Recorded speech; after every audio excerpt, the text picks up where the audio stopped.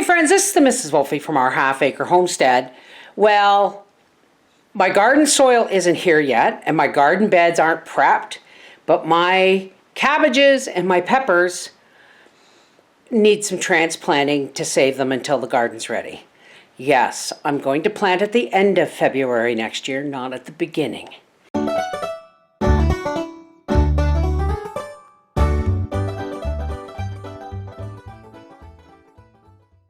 So I wasn't recording. So here is my pepper plants, and they're not doing well in these cups. So here's what I'm doing. I'm gonna just get them all in this bin because it'll make it easier to carry them out to the garden.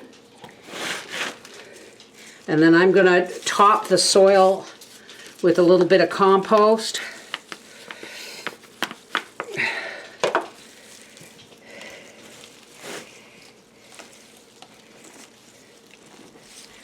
And I'll be saving these washing and saving these cups for next year. There's no reason why these can't be reused.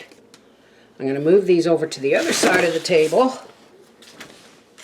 And then I'm going to do the same with my cabbages. Now I've got this cardboard box. So I'm just going to line it with a piece of this plastic that I've used on this table. And I'm going to start putting my cabbages in here. Because, look, I will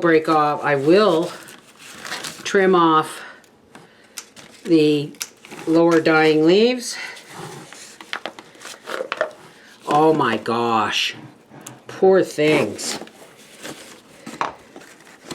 Actually, this should come down some too. We'll take down the side some. And let's get our cabbages in here.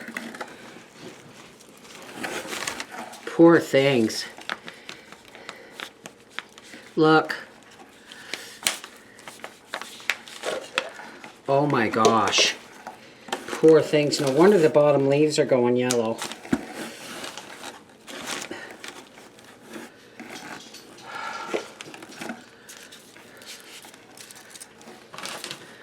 But they'll soon be out in the garden. We just gotta give them another breath until the garden soil arrives. Oh, my poor babies. I'm gonna put a little bit of dirt in the bottom to encourage them to spread their wings. I'm just gonna give them a little bit of potting soil in the bottom to encourage them that they'll be out in the garden soon. Clip off the dead leaves. It may stress them, but hopefully, like, look, poor babies. Poor babies. And there it is. Let's take some of these lower leaves off. This box was the perfect size for all of these cabbages. Now I'm going to move them over to the other side of the table. I have moved this, whoops, I'll just move that back a little bit. I have moved this light over here, and I'm just going to make sure these guys, I know their soil was wet, I just want to make sure their roots are not drying. Now look at the difference in my tomato plants since I did the same thing. Like, aren't they gorgeous? They're just about ready to go in the ground. We better water. Here's my celery.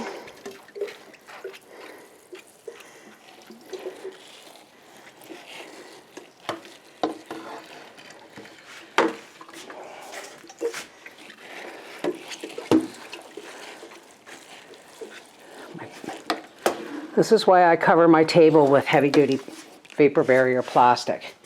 And I put my peppers on the other side. Give them all a little drink so that they know they haven't been forgotten about. We've given these guys They don't look happy, but they will be. We've given these guys a breath and some, more room to grow until my garden beds are full of fresh soil. That one I'm going to just take out and put in the garden right now. I've got my first picking of chives from the herb bed, and I'm going to chop these all up. I'm going to save some for our sausages to sprinkle on our sausages tonight, but the rest are going in the dehydrator. This turned out to be a lot more chives than I expected. So I'm just going to put them on the dehydrator, probably 2 trays worth. Yeah, I can't find my jar. I didn't bring out my jar, so I'm using this funnel that was out here. And, whoops, we just want to spread them out. Now remember, folks, when you're dehydrating herbs, you don't want to lose any kind of flavor or medicinal properties. So please, please, please, please do not dry them on any temperature higher than 95. That's like a hot day. You know what I mean? No higher than 95. It's the closest temperature you can get on a dehydrator for herbs. All right? Always dry your herbs, especially medicinal herbs, on 95 degrees Fahrenheit. Especially with herbs, I like to put an extra tray in just to keep the main heat away from the herbs. Now, I just use this cookie tin to show you how much chives are in here. And as they continue to grow, I'm going to keep taking handfuls, cutting them down, and drying them for winter. These are going to go into a jar in the pantry. I'm making pancake mix today. But I'm going to make a lot of it and put some in the freezer so that I don't have to do this during gardening season.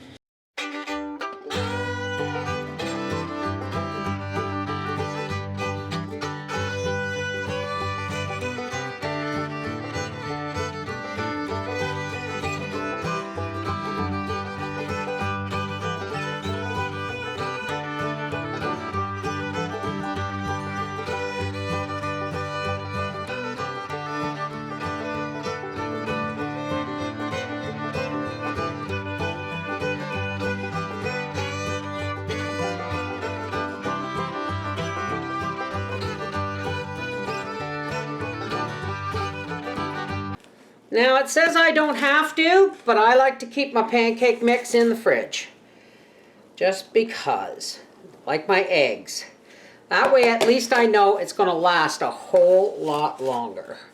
Get our lid on there, smack it off, and there's 2 months worth of pancake mix in the fridge. Easily 2 months.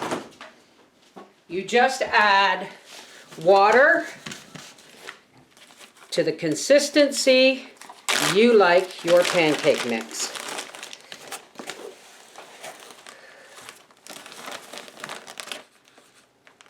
Mix 23. Not that that's going to last out the year.